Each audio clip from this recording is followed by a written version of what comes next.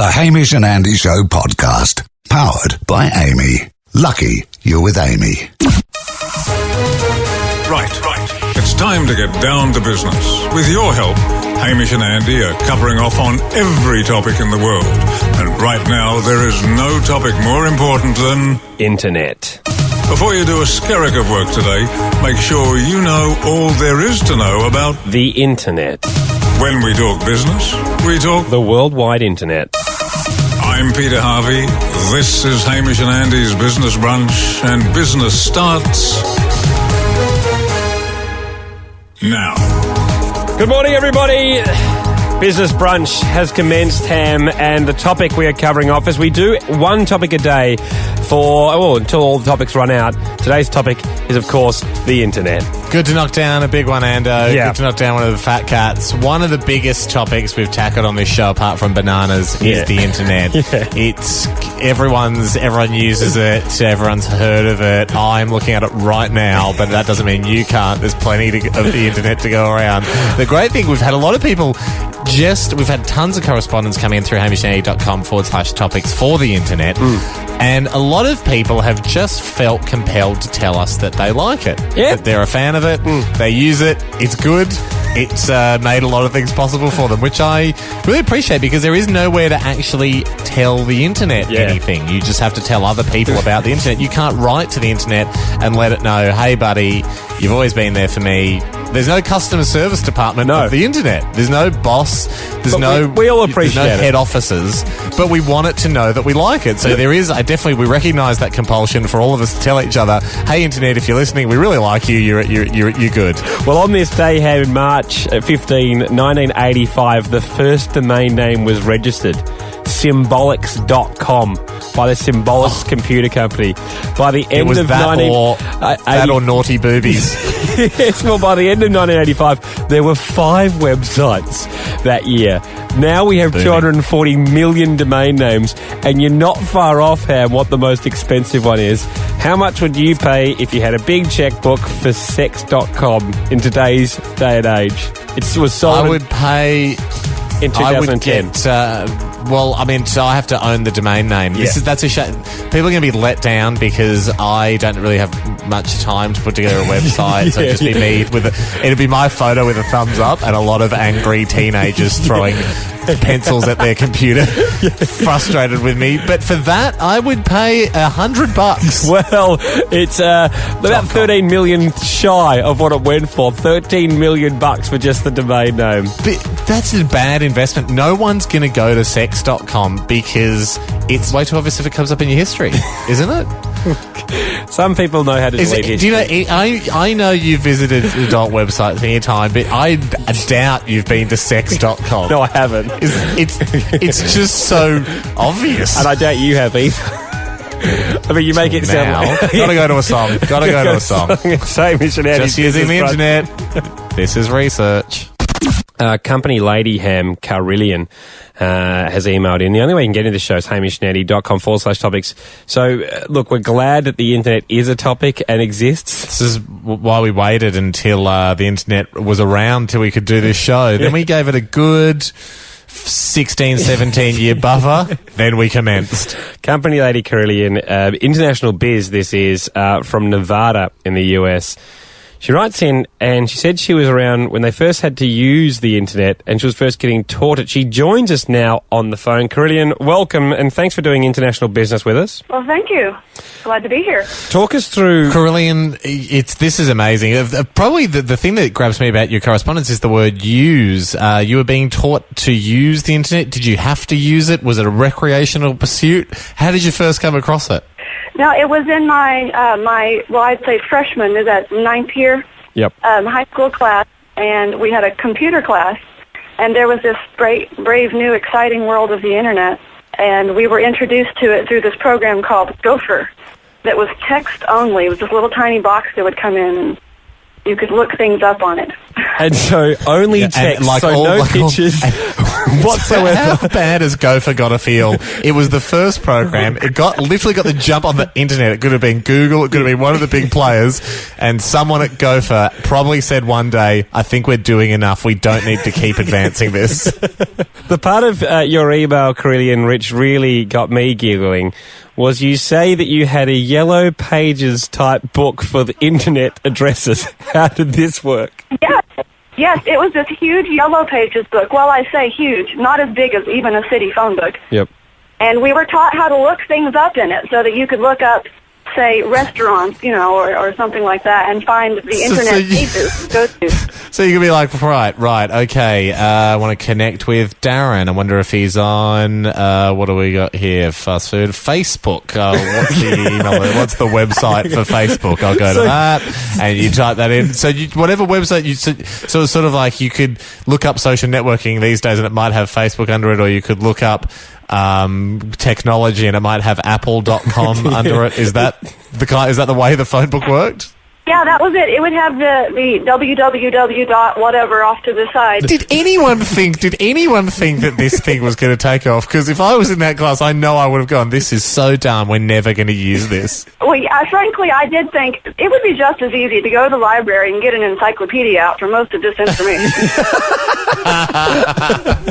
I would give anything to see that early copy of the Yellow Pages just with a huge ad for Hotmail or something going, get on here now, you'll have so much fun. What are you waiting for all your email needs? Do you have a copy of the Yellow Pages still?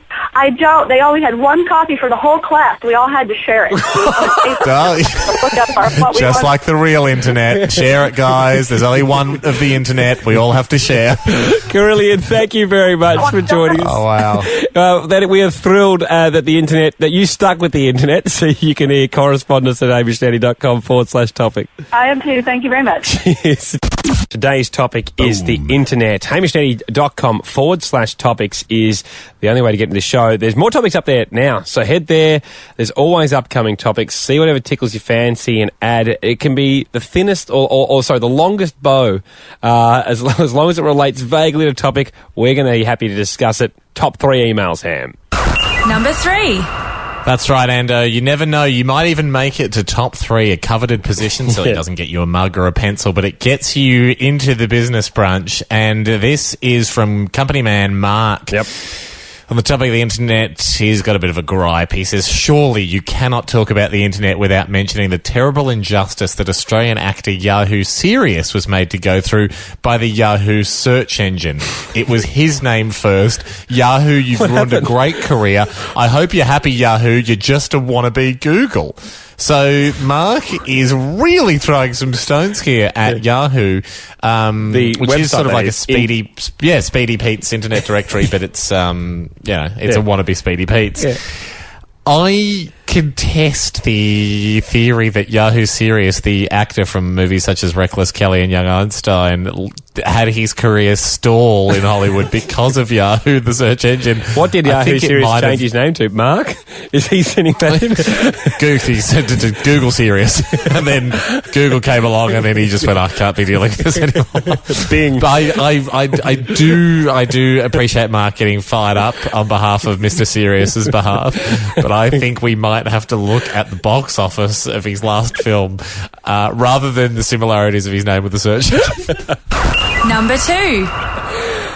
Hey, got a fair few of these coming in. And so I won't cite one person in particular, but they were saying the longest domain name in the world. Have you noticed it, guys? Oh, right. www.thelongestdomainnameintheworld and then some more and more.com is the longest domain name in the world.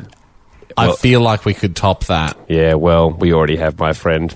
On behalf of you and I, Ham, I decided their 71 characters was terrible compared to the 73-character domain name that I came up with. What's ours, Ando? What's ours? People, hopefully you can go to www, when Jez gets it right, www.thebusinessbrunch now has the longest domain name in the world, suckonthat.com. Nice. P.S. You're not getting a mug. P.P.S. You could, but it's very hard.org. Sub-website. Really good.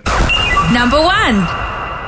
And speaking of obscure domain names, this one has to be mentioned. It was sent to us by company man The Amazing Clock. Oh, wow. The Amazing Clock writes into us, here is the oldest unchanged domain name online. It's the movie title page from Space Jam, the movie. Really? It's copyright 1996. I'm taking The Amazing Clock at face value here, from Clock face value. It's a lot of, I know a lot of websites predate that, but they've been updated or they've been changed. Oh, right. And because Space Jam was a movie that came out in 1996, obviously, when Michael Jordan took on cartoons at basketball. He was in it. It was groundbreaking technology. So was the internet. So was even having a web page for a movie, groundbreaking technology.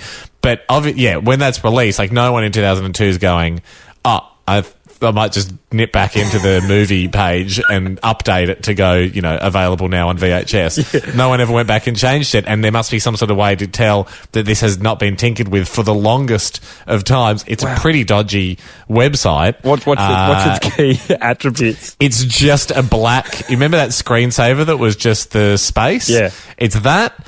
And it's the logo of Space Jam. And then underneath, it's the legal privacy information about this site. And then it just says copyright 1996 of Warner Brothers. So, she's basic. She's pretty basic. I think our new website, even though we just invented it and Jed's is just trying to put something basic up there right now, probably beats Space Jam, the website. And company man Tom has contacted us with... Well, I don't think it's a citizen's arrest, but right. Tom is he's a podcaster from New Zealand, and people that follow internet news would know that Kim.com is currently in New Zealand trying to use their relaxed and cool attitude to the internet laws to evade capture. I think he was running the website Mega Upload, which is like a pirating, file-sharing website, I should say, not just for pirates. Mums and dads also like to share files from time to time for business legal reasons. Tom's in Auckland. He joins us now on the phone because he knows he's become aware of a lady in the past that was so paranoid of the government, she went to extreme lengths to protect it. Tom, thank you so much for joining us. We assure you no cops are listening to this. It's a totally safe place. Okay. Good. You seem worried, Tom. You haven't done anything wrong, Tom, but you know a lady that was pretty sure she thought she was going to jail. Can you recap that for us quickly? Yeah, absolutely. Well, my parents had this friend of a friend over, and she was going on about how she'd used her computer to go on Photoshop and stuff, which she'd got off a friend. Yep. So she'd, got it through illegal means, obviously. Yep. Probably just, off a USB, something like that. And what she would do was, to go onto Photoshop, she'd turn off her computer, unplug the internet, and then when she wanted to go back onto Photoshop, she'd turn her computer back on with the internet unplugged, do what she wanted to do on Photoshop, and then save it, turn the computer off, plug the internet back in, and then continue on with what she was doing. Just because she was scared she was being tracked by the FBI for using a non-licensed version. The thing was that she thought every pirated software sort of thing had a tracker in it that sent information straight to the FBI, whatever it is over here. But hang on a sec, someone's fixing up pimples on a family photo. Move. I feel the FBI's, it's a huge task for them amongst all the other things that they're doing in the world that they're going to smash her door down. Yeah, no wonder it took so long to get Bin Laden. We're chasing down Adobe thieves. Do you feel, did you tell her, Tom, did you tell her not to worry about this thing, or was it too much fun? I just went along with it, because she went on to tell me about Facebook and how they were using facial recognition software to compile things against people. Tom, she's taken these precautions as proof that the FBI is not tracking you for using, if you did happen to have a not legally obtained version of Photoshop, as proof of the FBI is not tracking you, would you name her? Yeah, absolutely. I'd throw her right in. Okay, what's her name? I don't know her last name. Oh, it's fine. Her name's Liz. Liz. Yeah. That FBI, if you're listening to this, there you go, Liz. Move, Liz. You've got enough pieces of the puzzle. Tom, thanks for joining us, mate. That's all right, mate. And this is from Company Lady. Her name is actually Lady. Lady writes, she worked in London for a bit of time now, back in Oz, and on her help desk, one of the clients that she did a bit of call centre work for was there's a UK firm called PowerGen. All right. Yeah. So their domain name in the UK was PowerGen UK.